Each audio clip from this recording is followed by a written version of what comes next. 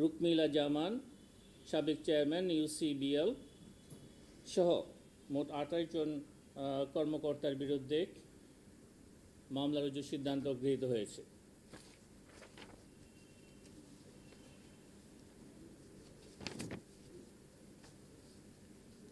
অভিযোগ সংশ্লিষ্ট জনাব নাজমুল হাসান ফিরোজ, অতিরিক্ত police super, DMP Pallabi zone, Mirpur, Dhaka, ডিএমপির বিভিন্ন ইউনিটে অতিরিক্ত উপ পুলিশ কমিশনার হিসাবে দায়িত্ব পালনকালে ক্ষমতার অপব্যবহার করে জ্ঞাত আয়ের উৎসের সাথে অসঙ্গতিপূর্ণ 1,75,00,000 টাকারও বেশি মূল্যের সম্পদ অর্জন এবং ভোগ দখলে রাখার অপরাধ অনুসন্ধানকালে প্রমাণিত হয়েছে।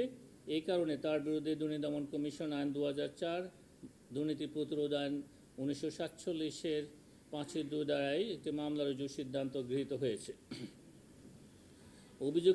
এই অভিযোগ সংশ্লেষে জনাব নাজমুল হাসান ফিরোজের ছোট ভাই, মা, শ্বশুর, মামাতো ভাই এবং শ্বশুরের ব্যবসায়িক পার্টনার যথাক্রমে জনাব মোহাম্মদ এনামুল হোসেন, তার 8,42,00,000 টাকারও বেশি মূল্যের স্থাবর অস্থাবর সম্পদের তথ্য পাওয়ায় এবং 83 কোটি টাকারও বেশি ব্যাংকিং লেনদেনের, অস্বাভাবিক লেনদেনের প্রমাণ পাওয়ায় তার প্রতি দুর্নীতি দমন কমিশন আইন 2004-এর 26 ধারায় সম্পদ বিবরণী দাখিলের আদেশ জারির সিদ্ধান্ত গৃহীত হয়েছে।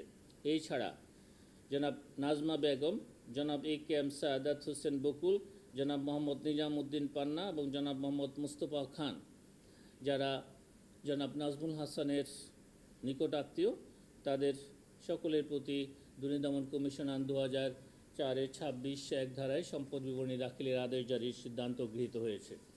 আপনাদেরকে অনেক ধন্যবাদ।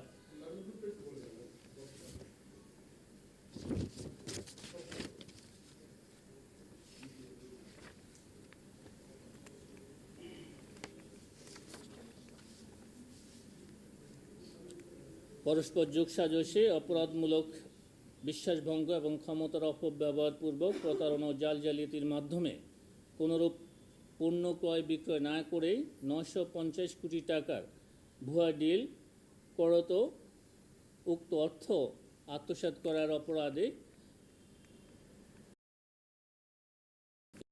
ধারা এবং দুর্নীতি প্রতিরোধ আইন 1947-এর 5-2 এবং মানি লন্ডারিং প্রতিরোধ আইন 2012-এর সংশ্লিষ্ট ধারায় একটি মামলা রুজুর সিদ্ধান্ত গৃহীত হয়েছে।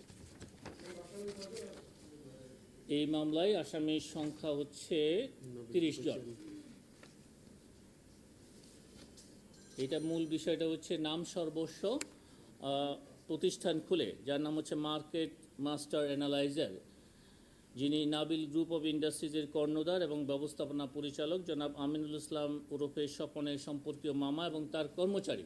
এই কর্মচারীদের নামে মার্কেট মাস্টার অ্যানালাইজার নামেও ভুয়া প্রতিষ্ঠান খুলে এবং এই প্রতিষ্ঠানের অনুকূলে ক্রয় বিক্রয় দেখিয়ে 950 কোটি টাকা ঋণ ব্যাংক থেকে অনুমোদন করিয়ে উক্ত অর্থ স্থানান্তর, রূপান্তর এবং হস্তান্তর করার অপরাধ প্রমাণিত হয়েছে। এই কারণে বেনিফিশিয়ারি, ব্যাংক পরিচালনা পর্ষদের সাথে যারা আছে এবং যেসব হিসাবে ব্যাংক হিসাবে এই 950 কোটি টাকা লেনদেন হয়েছে, স্থানান্তর হয়েছে, তাদেরকে সম্পৃক্ত করে মামলা রুজুর অনুমোদন প্রদান করা হয়েছে।